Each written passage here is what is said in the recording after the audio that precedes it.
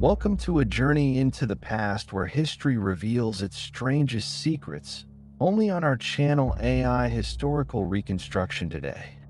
The year is 1518, and the city of Strasbourg sits under a heavy cloud of despair, hunger, and disease. Famine has struck the region hard, leaving the population vulnerable, terrified, and desperate for any sign of hope or divine intervention. Disease runs rampant through the narrow alleyways, claiming lives daily and creating an atmosphere of constant fear and extreme psychological pressure. It was in the heat of July when a woman named Frau Troffea stepped onto the street and did something strange. Without any music playing, she began to twist and turn her body in a rhythmic motion that looked like a dance. Neighbors stopped to watch this bizarre spectacle, confused by her silent performance as she spun around alone on the cobblestones. Hours turned into days, and yet she did not stop moving, her feet bleeding and her body screaming for rest. Her husband tried to restrain her, begging her to come inside, but she seemed possessed by a force beyond her control. Her feet were bruised and bloody from the rough ground, yet her frantic movements continued without a single moment of pause. Word of her condition spread quickly through the city, with many whispering that she had been cursed or possessed by demons. The crowd watching her grew larger every hour, their initial amusement turning into a deep and unsettling sense of dread. Just as she finally collapsed from sheer exhaustion, the horror truly began as another person started to mimic her movements. It was not an isolated incident anymore, as more people across the city began to fall into the same trance. Within a single week, more than 30 people had joined the macabre dance, their bodies jerking in a synchronized madness. The affliction spared no one, taking hold of the young and old alike, dragging them into a collective nightmare. The numbers swelled rapidly, reaching over 100 dancers who clogged the streets and made normal life in the city impossible. Priests were called to intervene, praying and casting holy water, but the dancers remained lost in their own world. The city council convened an emergency meeting, arguing late into the night about how to handle this unprecedented public crisis. Physicians were summoned to examine the victims, observing their movements and trying to find a medical explanation for the chaos.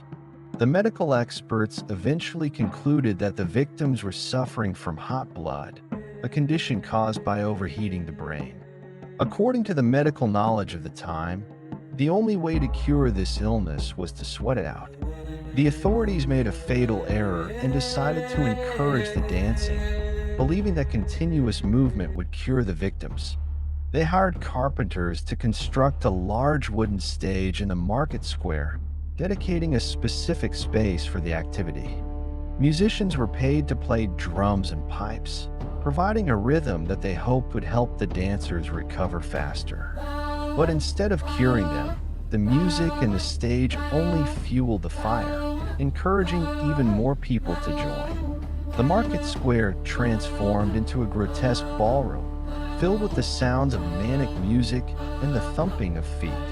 It became clear that this was not a joyful event, as the expressions on their faces were of pure agony. People began to collapse from sheer exhaustion, their hearts failing them, yet the others continued to dance over their bodies.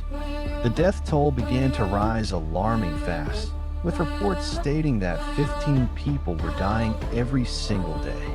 At the peak of the plague, the number of dancers swelled to 400, creating a scene of absolute human misery. Realizing their terrible mistake, the city council abruptly ordered the music to stop and the stage to be dismantled.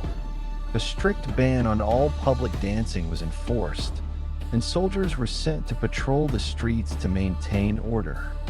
Fear gripped the entire city as residents locked themselves inside, peeking out to see the remaining dancers twitching in silence.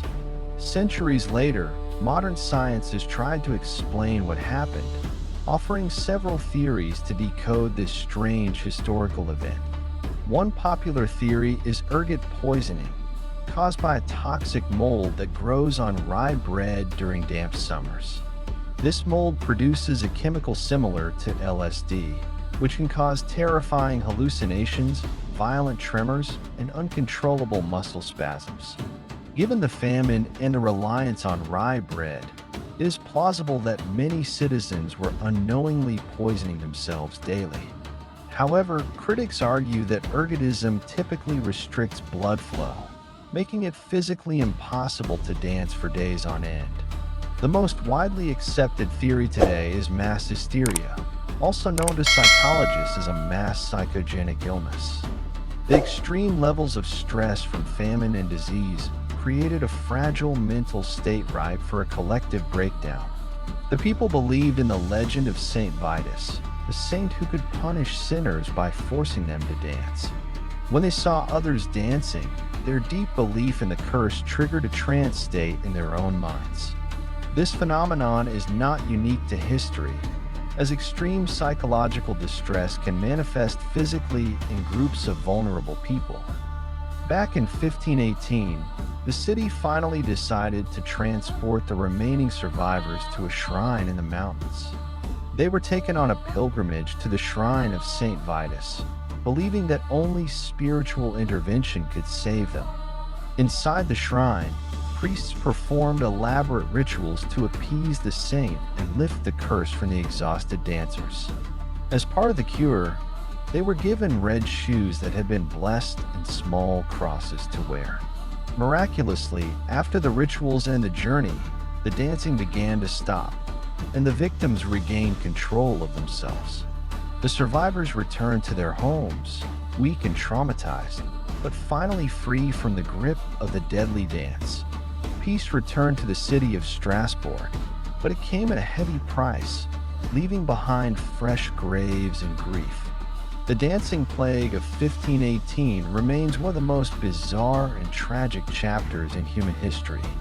It serves as a powerful reminder of how the human mind can break under pressure, creating realities that defy logic. We have learned much about psychology and medicine since then, but the mystery of the human brain is still vast. As for Frau Troffea, her name has been immortalized not for her life, but for the chaos she unwittingly started. Historians continue to study the records, looking for clues that might have been missed in the dusty archives. Some sociologists even draw parallels between this event and modern social contagions that spread rapidly through our connected world. Artists have captured the event in paintings, preserving the horror and the absurdity of the moment for future generations. The event also highlights the absolute power that faith and religion held over the medieval mind and body. Today, we can only imagine the suffering of those who danced until they died, victims of their own belief systems. Walking through the beautiful streets of Strasbourg today, it is hard to believe such a dark event once took place. Yet, the echoes of the past remain, whispering stories of a time when the city danced itself to the brink. If you were there in 1518, would you have joined the dance, or would you have locked your door? It was the perfect storm of physical suffering and mental anguish that created a tragedy unlike any other. The dancing plague teaches us that the structures of society are fragile and can collapse in unexpected ways. As the candle burned out on the year 1518, the survivors were left to pick up the pieces. In our modern world of high stress, perhaps we should take this history as a warning to protect our minds. Life eventually returned to normal, and the cobblestones that were once stained with blood were washed clean by rain.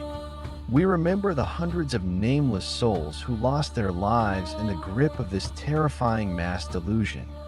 The city stands today as a testament to resilience, having survived wars, plagues, and this strange dancing fever. We close this chapter of history, placing it back on the shelf among the other mysteries of our past. Thank you for joining us on this deep dive into the dancing plague of 1518 on our channel. If you enjoyed this reconstruction, Please like the video and subscribe to support our journey through history. Make sure to check out our other videos where we explore the darkest and most fascinating corners of time. Until next time, keep questioning history and never stop exploring the strange world we live in. Goodbye. This has been an AI historical reconstruction production. Thank you for watching, and we will see you soon. Let us take a moment to appreciate the historical details of the clothing worn by the peasants of that era. The architecture of Strasbourg provided a claustrophobic backdrop to the tragedy, with narrow streets amplifying the chaos. Before the famine struck, these streets were filled with the normal hustle and bustle of daily medieval trade. The instruments used by the hired musicians were standard for the time, but they became instruments of torture. Children watched in terror as their parents and neighbors lost control, a memory that would haunt them forever. The official records of the city council meetings give us a fascinating insight into their desperate decision-making. The great cathedral loomed over the city, a silent witness to the suffering and madness unfolding below it. While less deadly than the Black Death, the dancing plague was psychologically more terrifying due to its strangeness. Women were particularly vulnerable to the hysteria, bearing the brunt of the famine and the care for the sick. Doctors tried various herbal remedies and potions, but nothing could stop the relentless urge to dance. Astrologers of the time also looked to the stars, blaming planetary alignments for the sudden outbreak of madness. The economy of the city ground to a halt as the chaos took over the main trading squares. The nobility watched from their safe balconies, detached from the suffering of the common people below them. The intense heat of that July only added to the misery, causing dehydration and quicker exhaustion for dancers. With clean water scarce, the physical condition of the population was already weak before the dancing even began. Religious processions were common, setting a precedent for public displays of devotion and collective behavior. Gravediggers were the only ones who had steady work, preparing resting places for those who succumbed to exhaustion. Laws and regulations were useless against a force that seemed to come from within the minds of the people. Some brave souls tried to offer water and food to the dancers, but their efforts were largely ignored. At night, the sound of prayer filled the homes of Strasbourg as families begged for protection from the curse. Those who survived were never the same, carrying the physical and mental scars of the ordeal for life. The story became a cautionary tale told to children, warning them of the dangers of sin and hysteria. Travelers passing through the city wrote letters home describing the madness, spreading the news across Europe. Slowly, the city returned to its rhythm, but the memory of the dancing plague was etched into its stones. The event remains a key case study for medical historians trying to understand the power of the mind. It also highlights the critical importance of food safety and the devastating effects of contaminated crops. Strasbourg has grown and changed over the centuries, burying the secrets of 1518 deep beneath its foundations. Despite our best theories, we may never know for sure exactly what triggered that first fatal dance step. Our team has worked hard to bring this story to life, using technology to reconstruct the distant past. Please share this video with your friends and family if you found this historical mystery as fascinating as we did. Join us next week as we explore the Black Death and how it reshaped the entire continent of Europe. We will also be looking into the great battles of the Middle Ages and the strategies used by commanders. The natural beauty surrounding Strasbourg stands in stark contrast to the human suffering that occurred within its walls. We leave you with this final image, a symbol of the pain and the mystery of the dancing plague. Thank you once again for your time and attention. We appreciate every single viewer who supports our channel. Stay curious, stay safe, and remember that history is always more strange and interesting than fiction. Goodbye. Don't forget to subscribe to AI Historical Reconstruction for more incredible stories from the past. See you next time.